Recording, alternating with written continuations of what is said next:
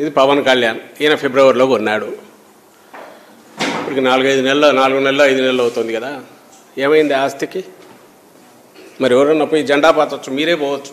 ఇప్పుడు వీళ్ళు చెప్పిన దాని ప్రకారము ఎవరైనా సరిపోయి ఆ ఆస్తిలో జెండా పాతవచ్చు, ఎందుకంటే వాటికి విలువ లేదుగా. మరి అది కరెక్ట్ అయినా ఒప్పుకుంటారా? నిజంగా ఈ విలువ లేదంటే మరి ఆస్తులు కొంటున్నారు, ఇంకా తీస్తే దొరుకుతాయి. మొత్తం నాకు తెలిసి ఇప్పటికి లాస్ట్ మంత్ ఎప్పుడో చాలా ట్రాన్సాక్షన్స్ దండిగా జరిగాయన్నారు. ఐ థింక్ ఎన్ని జరిగాయి? 62,93,982 ఇప్పటికి ఇష్యూ చేశారు. ఇన్ని ట్రాన్సాక్షన్స్ జరిగాయి. సరే, వాళ్ళందరూ ఎందుకు? వీళ్ళ ల్యాండే. మరి వీళ్ళ లెక్క ప్రకారం అది వాళ్ళది కాదు. మరి ఎవరైనా పోయి జెండా పాతితే కాదంటే వదిలేస్తారా?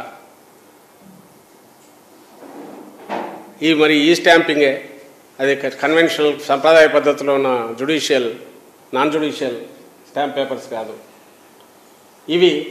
పోనీ ఇది ఎప్పటి నుంచి వచ్చింది? అది పెట్టు, ఆ టేబుల్ పెట్టు. అదద్దు ఎప్పుడు వచ్చిందండి? తెలుగుదేశం ప్రభుత్వం హయాంలో 2016లో 17లో మొదలైంది. 2017లో ఇది మొదలైంది. 2016-17 ఫైనాన్షియల్ ఇయర్ స్టాంప్ డ్యూటీ దీని ద్వారా ఇన్ని ట్రాన్సాక్షన్స్. సెకండ్ ఇయర్ 17-18 వాళ్ళే ఉన్నారు, 77,000. థర్డ్ ఇయర్ ఇలా పెరుగుతాయి. ఇప్పుడు మొత్తం ఇప్పటికి 62,93,982 సర్టిఫికెట్లు ఇష్యూ అయ్యాయి. మరి దీన్ని ఏమంటారు? ఎప్పుడు మొదలైంది ఇది? నాన్ జ్యుడిషియల్ స్టాంప్ పేపర్స్ నుంచి, కన్వెన్షనల్ దీని నుంచి తీసి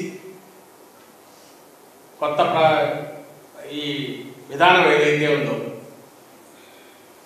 స్టాక్ హోల్డింగ్ కార్పొరేషన్ లిమిటెడ్ అనే ఒక సంస్థ పెట్టి సెంట్రల్ గవర్నమెంట్ దాని ద్వారా ఈ అవకతవకలను అక్రమాలను అరికట్టాలని చెప్పి ఇది తీసుకొచ్చింది. దేన్ని ఒకసారి మళ్ళీ వెనక్కి పోయాడు దాన్ని పెట్టు, పవన్ కళ్యాణ్ కానీ ఈ stamp paper. This is the perfect world wide follow అవుతున్న సిస్టమ్. ట్యాంపర్ ప్రూఫ్, ఎవడు దాన్ని ఏం చేయలేడు, దీని మీద అక్రమాలు చేయలేడు, కొత్తవి పుట్టించలేడు. పాత డేట్తో ఇప్పుడు చేసుకుంటున్నట్టు స్టాంప్ పేపర్ చేతిలో ఉంటే పాత డేట్తో అగ్రిమెంట్ చేసుకొని చేసే అక్రమాలు జరగవు. దానికోసం ఫుల్ ప్రూఫ్ సిస్టమ్ అని తీసుకొచ్చింది.